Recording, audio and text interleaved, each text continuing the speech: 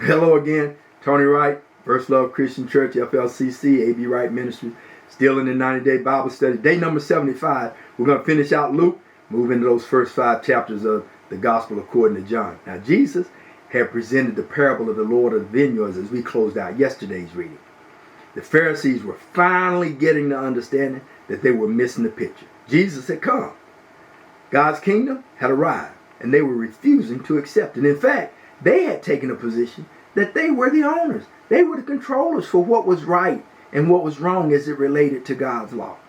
And Jesus coming was just messing up their power base. And by this parable, Jesus had pointed out just how flawed their thinking really was.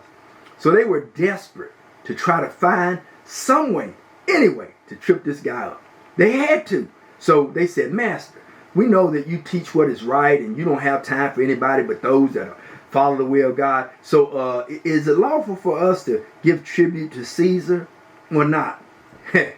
But they still don't know who they're working with. And Jesus, he knew exactly who they were and what they were up to.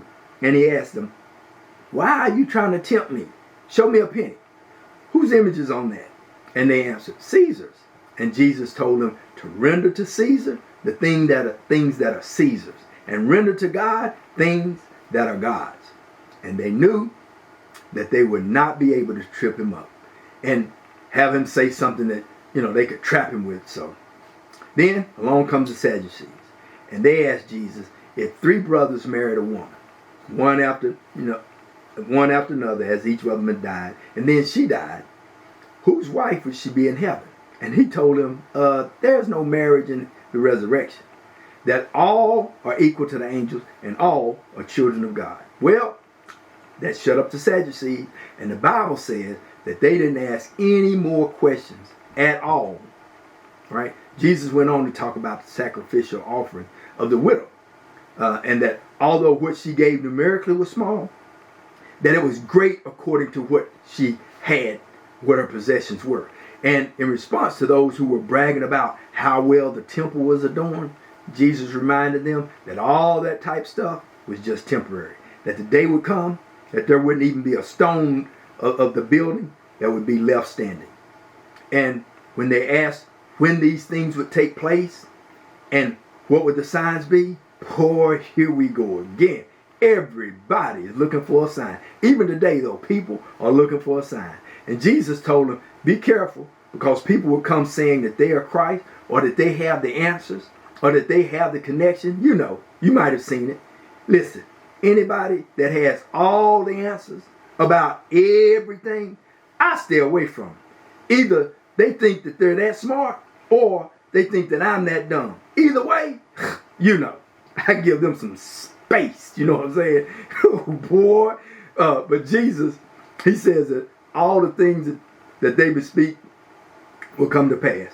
And all those things have to be. But the end has not come. But before all these things take place, there would be much suffering and much persecution that would take place. So they needed to make up their mind to just do as God has directed. Excuse me. And not to take a lot of concern about what they should say or what they should do. But God would give them what to say or do. Jesus told them to take heed and watch. And when these things occur, and when they see the Son of Man coming in a cloud with power and great glory, then they can look up and know that their redemption is drawing near. Now, Luke's narrative about the betrayal of Jesus by Judas states that as the Passover was drawing near, and the scribes and Pharisees were looking for a way to put Jesus to death, Satan entered into Judas.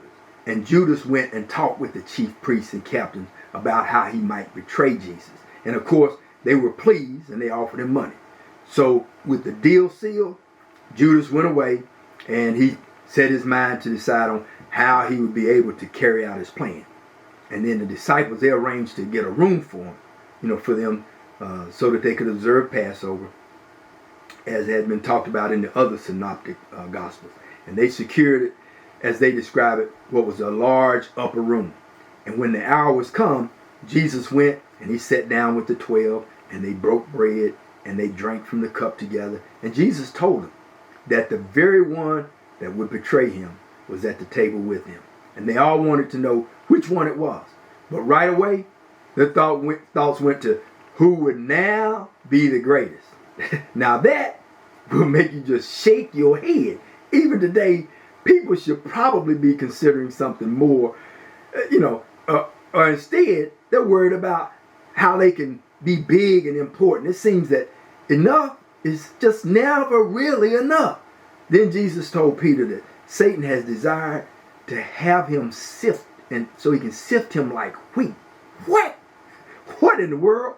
Boy, I don't care how close you are or how close you think you are to God. In fact, the closer, the more true it is that Satan would like to rip you to shreds. But just like Jesus said he prayed for Peter that his faith wouldn't fail him, he's advocating for us right now that our faith doesn't fail us. And I'm absolutely certain that as long as I keep my hand to the plow, that it is a truth that no weapon that's formed against me will prosper. Anyway, Peter said that he was ready to go anywhere with Jesus. Prison, even death. Jesus told him that he would deny him the same night. And he told his disciples that the things written concerning him, that they must be accomplished.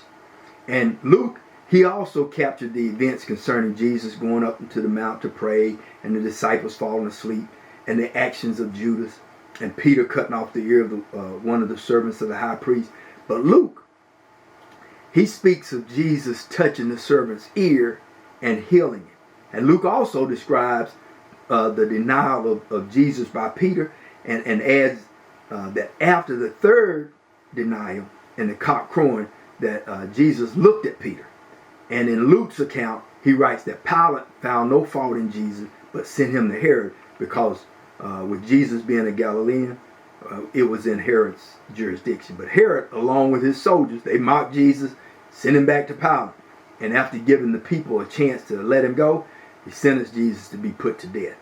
And the crucifixion and resurrection, as narrated by Luke, are in line with what the other two synoptic writers have captured. But Luke, he gave us the event of Jesus talking with Cleopas and his companion on the road to Emmaus. And he break bread with them. And just when they came to know that it was Jesus, he disappeared from their presence.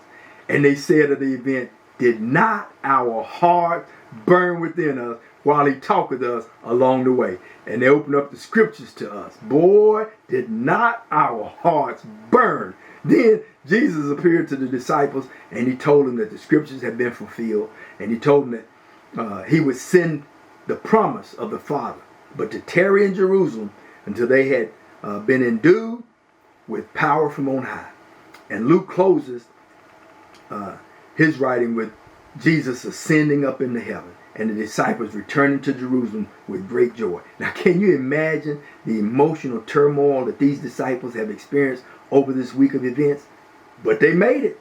And now we made it into the gospel according to John. Look, John, he's sometimes called the beloved. Now, for many Christians, the gospel according to St. John is their favorite writing in all of the New Testament. And if we only read this fourth gospel, even in the most cursory way, we'll see that it's quite different from the other three. Now, it omits many of the things that the others include. For instance, this fourth gospel writing of John has no account of the birth of Jesus, of his baptism, of his temptations.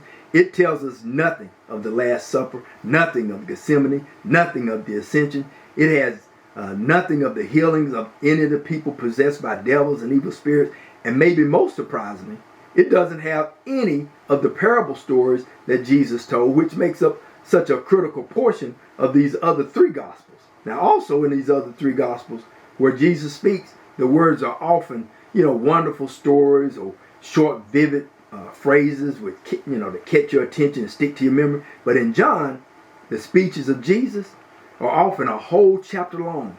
And they sometimes are very involved dissertations. And in John's account of the gospel, even the facts of the life and the ministry of Jesus, they're often quite different. Like John's different accounting of the beginning of the ministry of Jesus. In the other three gospels, it's quite definitely stated that Jesus did not emerge as a preacher until after John the Baptist had been in prison. But in John's writing, there's quite a considerable period during which the ministry of Jesus overlapped with the activity of John the Baptist. Now John, he has a different account of the scene of Jesus' ministry. In the other three Gospels, the main scene of the ministry is in Galilee.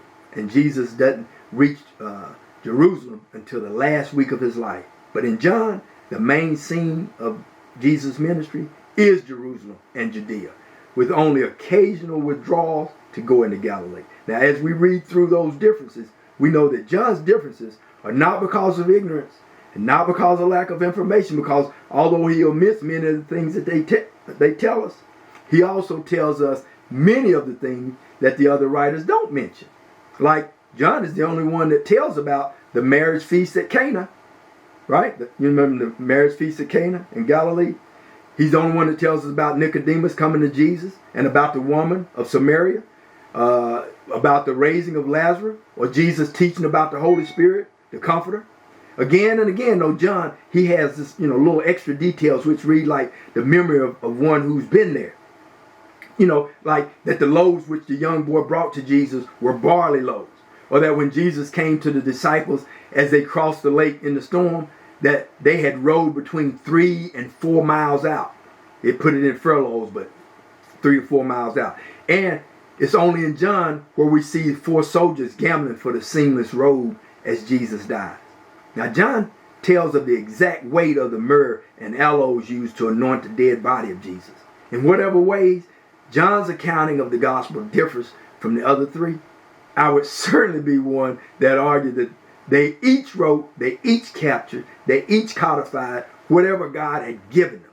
And they gave it to us, right? Anyway, I don't know about you, but all I can say is thank you. Woo-wee. Well, that and see you, but we'll be right back. Until then, you know what to do. Keep reading this word. Keep checking us out on social media. And as always, tell your friends, tell your neighbors, FLCC, we're walking with the word. And we're taking ministry back to the first love. Peace.